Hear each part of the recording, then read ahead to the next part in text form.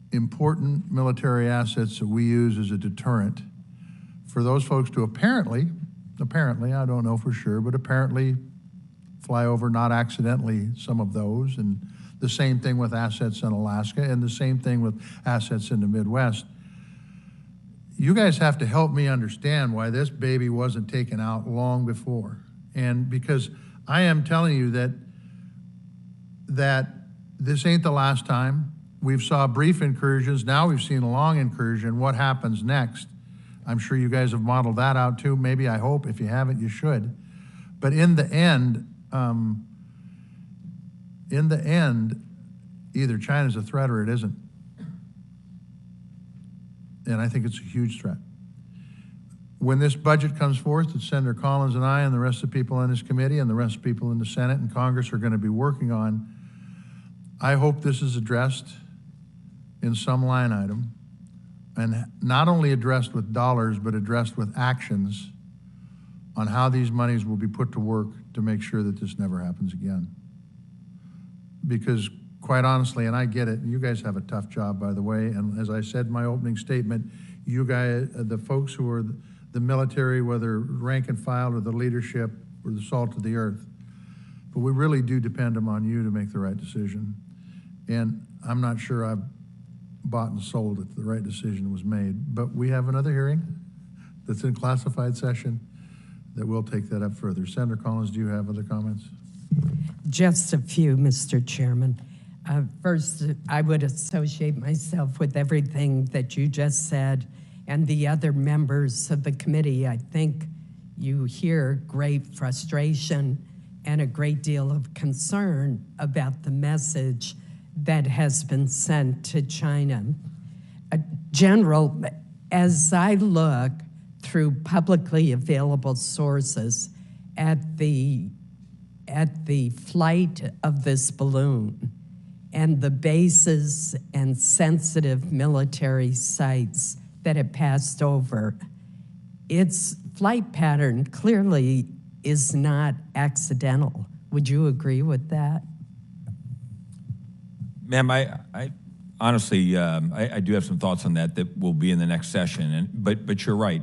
The flight path took it over areas that we would think were concerning, and we are pretty certain we mitigated those, and we'll discuss that in the next session. Okay, I look forward to hearing the specifics on that.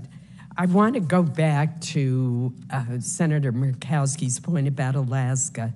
The U.S. airspace over and around Alaska is known as the Alaska Air Defense Identification Zone. It is a huge swath of airspace that includes the airspace over territorial waters, military training ranges, and very sparsely populated areas. And that is why it is so hard for us to understand why the balloon wasn't taken out over Alaska. It's sparsely populated. There are territorial waters. It's a huge defense identification zone. It has bases. It has sensitive aircraft. It has military equipment that is of great interest to the Chinese for the exact reasons that Senator Murkowski said. And yet the statement was made that when the balloon was over Alaska, it did not show evidence of hostile intent. Help me understand that.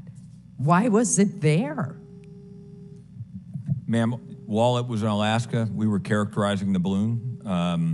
I would tell you, one of the things I think that's very different from our country and you can look at historical examples, is we think before we shoot. And in this case, we thought before we shot. And again, we'll talk more about it in other sessions. I think that is something that, as someone who flies around, and Admiral Joyner certainly more than I, that we would appreciate of the rest of the world, that they would think before they shoot. Once you shoot, you can't take it back. Ma'am, I'll be quite honest. As an American, I understand the impact and the unsettling feeling that's here. As someone in the military who sees the other side of that, I am very confident in the authorities that were granted to the NORAD Northcom commander to make decisions here, that the decisions he made were in the best interests of the United States and our citizens, as were the decisions of our senior leadership, and we'll present more of that conversation in the next session. I'm not implying that we want to be anything like the Chinese government in asking this question. But do you think if we had an American surveillance balloon going over sensitive Chinese military sites, that the Chinese government would have for a minute hesitated before taking it down? Ma'am, I'll not answer on behalf of the Chinese, but I think as an American, if I was flying in that direction, I would hope that they would think before they made a decision. Well, I got to tell you, I would think they would not hesitate if we violated their territorial airspace to disable and take down our surveillance platform. Thank you, Mr. Chairman. Thank you, Senator Collins.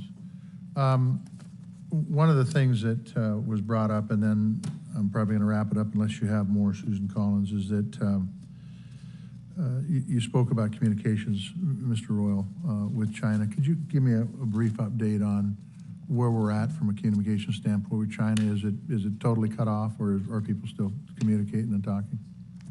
Sir, with respect to this particular operation, we engaged China on an urgent matter during the course of our observations of this particular operation. Subsequent to that, our diplomats engaged to make sure that the Chinese knew that the Secretary Blinken's trip would no longer be possible under the current circumstances, and then further engaged the Chinese subsequent to the successful downing of the balloon to make sure they understood what activity we were undertaking and why we did that. I will say more broadly, sir, that it's really important during moments like this that we maintain open lines of communication. And unfortunately, the Chinese administration has declined a request from Secretary Austin to communicate directly with his counterpart in China. We believe that China needs to be more responsive to the United States when it comes to requests for further communication. I couldn't agree with you 100%. And the fact is, they're the ones that violated our airspace, and they should be open to communications because it was a serious violation, and think in everybody's opinion. We appreciate you all being here today. We appreciate your answering the questions and your testimony. I think this was helpful as an initial conversation, but I will tell you that knowing Susan Collins very well, oversight isn't going to stop here.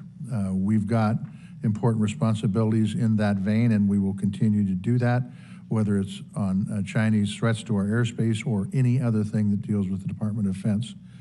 And so with that, thank you for the work you guys do every day. This Defense Subcommittee will reconvene on Tuesday, February 14th at 10 a.m. for a classified briefing to discuss other Chinese threats to the U.S. homeland. Thank you all, and we stand in recess.